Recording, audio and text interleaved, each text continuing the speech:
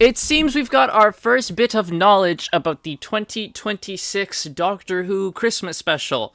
So, for the Doctor Who fans out there who don't know, Doctor Who is in a very precarious position at the moment, as in we don't know what's happening with the show. We don't know if the show is ever going to fully come back to being a series. We don't know anything about the show. It's in a kind of a limbo period at the momento, and really it should be, because Doctor Who has been on a steep, massive decline for years now. Ever since, I would honestly argue, Peter Capaldi's last season, because his last season is not that good.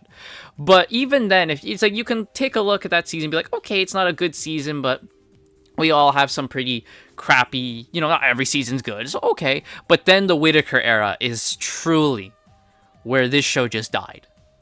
And it fully got invested with identity politics and pushing a certain message. Now, Doctor Who has always had a message in every story, absolutely, but it was never at the cost of the story. It was always story first, message second. Let's focus on entertaining the audience first, while having another different message in there. Like, there's definitely like environmental messages in Doctor Who. There's different messages about certain bad political activism, right? But it was never like beating you over the head with it or trying to condemn you for not thinking a certain way. You know what I mean? Like, it presented you with the argument, it presented you with the message, and it's like, this is our message that we want to, like, get across. But if you just saw it as a story, you think it's just a story, right? A lot of times, Doctor Who stories, I had to find out after the fact that was the message they were trying to do. I'm like, oh, I can see that, because before I thought, oh, that's just a cool episode of Doctor Who. You know what I mean? That died in the Jodie Whittaker era, the Chris Chibnall era, where they were full-on message first, story second. And that continued in the second Russell T Davies era. Very much it continued, and he proved that he is not the man he used to be. In fact, he may have been this way this whole time, and the BBC held him back before. But Doctor Who came back to Disney Plus, and Disney, even Disney was done with the show that they didn't even get a third season. They just, after the second season, they went, okay, we're done, and we're gonna fill out the rest of our contract with some useless spin-off. So now Doctor Who is in a limbo period. It did not have a Christmas special last year, but it is getting one this year. Now, the bad thing about that Christmas special is it's still written by Russell T Davies, and it's still going to be done by the same team that got us in this position in the first place. The position where Doctor Who can barely hit 1 million viewers live on the BBC. Like, that's bad. That's astronomically bad. When you look at what Doctor Who used to do, even in its bad time with, like, at the final season of Capaldi where it was going on a decline, he was still getting like 7 million people. Now you can barely hit 1. So if you want to fix something, maybe don't get the people who got you in this position in the first place. Get different people. You need new blood, new ideas. But we now have some new stuff about this Christmas special, which comes from Murray Gold. Murray Gold is the composer, and he did the music for pretty much the good majority of New Who. So from Christopher Eccleston to Capaldi, Murray Gold was doing the music. And then in the Jodie Whittaker era, they got rid of him, and Russell T Davies brought him back for the Disney era.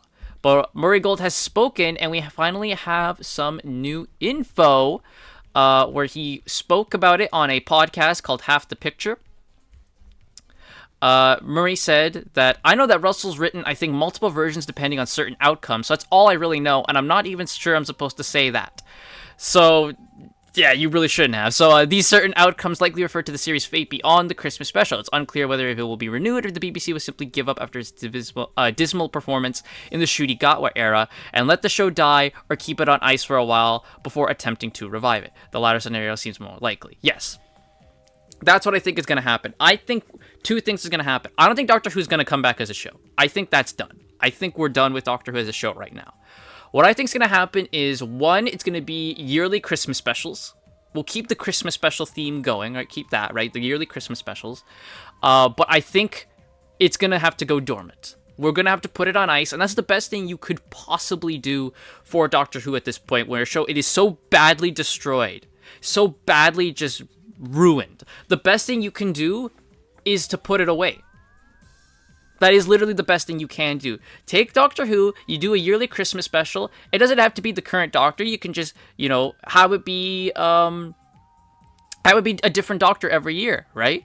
You could bring David Tennant back to do a 10th Doctor special. Maybe you could ask Matt Smith to come back to do an 11th Doctor special, right? You could get Paul McGann in to do some 8th Doctor stuff, just do stuff like that and just have it be a yearly Christmas special that really doesn't mean much, and it's just a happy-go-lucky Doctor Who kind of thing, where it kind of becomes anthology, right? There's nothing really connecting them. It's just a fun Christmas special every year. But other than that, that's all you get from Doctor Who. Maybe a Red Nose Day charity little vignette, right? But Doctor Who is pretty much dormant, right? It's gone. That's what needs to happen with Doctor Who, and I'm not saying forever. I say about 10 years. For 10 years, don't do anything. Just those Christmas specials. That's it. Maybe if an anniversary comes up, you do an anniversary special, and that's it. Doctor Who, we go back to the wilderness years, is what we need to do. The wilderness years genuinely brought new life into Doctor Who because of it not being on TV. That allowed people to experiment more, and it allowed a lot of writers that are currently known for Doctor Who to come in. People like Mark Gatiss, Russell T Davies, for example, Robert Sherman, Nicholas Briggs, right? Like, a lot of them came from that wilderness era years, and now are big parts of the show, right? Nicholas Briggs runs Big Finish Productions, and he does pretty much all the monster voices for Doctor Who now. Russell T Davies, who has been a Doctor Who fan forever, he wrote Original Sin. Is that it? No. Is it Original Sin? It might be Original Sin. I think it's Original Sin with 7th Doctor in the Virgin New Adventures. And that got him now in the door with Doctor Who. Mark Gatiss wrote various novels during the wilderness years for the BBC range and the Virgin New Adventures. And that got him in the door, and then he did some stuff for Big Finish, and now Mark Gatiss was then on the show writing. You have other people as well, like Robert Sherman did a lot of stuff for Big Finish, then he went and wrote Dalek for the TV show. So a lot of these people who were only doing stuff for the wilderness years are now contributing to Doctor Who as a whole. And many of those wilderness years writers are still writing for Doctor Who in books or Big Finish audios or comic books. Like, they're still writing for Doctor Who. They're still contributing to this franchise.